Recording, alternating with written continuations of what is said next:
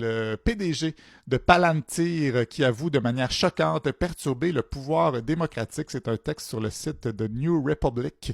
Palantir, c'est une compagnie de surveillance et d'armement.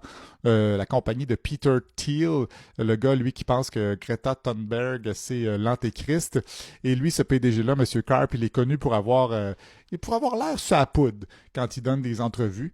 On l'a vu souvent faire des choses un petit peu bizarres sur scène. Il pense que la technologie d'intelligence artificielle va réduire le pouvoir des électeurs très instruits, souvent des femmes qui votent majoritairement démocrates, tout en augmentant le pouvoir des électeurs de la classe ouvrière, souvent des hommes formés professionnellement. Et lui, il trouve ça positif. Cette technologie perturbe le chemin de l'humanité largement. Les électeurs démocrates et réduit leur pouvoir économique et augmente le pouvoir économique des électeurs de la classe ouvrière, souvent des hommes formés professionnellement, a-t-il déclaré. C'est une entrevue diffusée sur CNBC.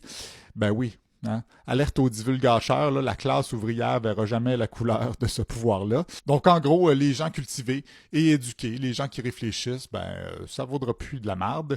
Un monde un petit peu calqué sur votre mononcle macho. Là. Donc, cela ressemble à une proposition directe et à long terme adressée par le Parti républicain, par le PDG d'une entreprise technologique qui a déjà de nombreux contrats gouvernementaux, qui est profondément intégré au Pentagone, d'où dit-on. Le message de Karp, il est clair, ma technologie va retirer du capital politique à l'un de vos plus grands ennemis, il dit ça aux républicains, les femmes progressistes diplômées, et va donner au groupe qui est le plus intéressant pour vous, les hommes de la classe ouvrière, plus de pouvoir politique à vous transférer.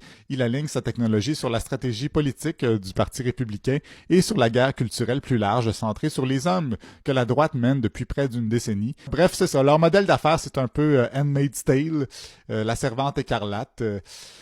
Si fi que je suis découragé des fois.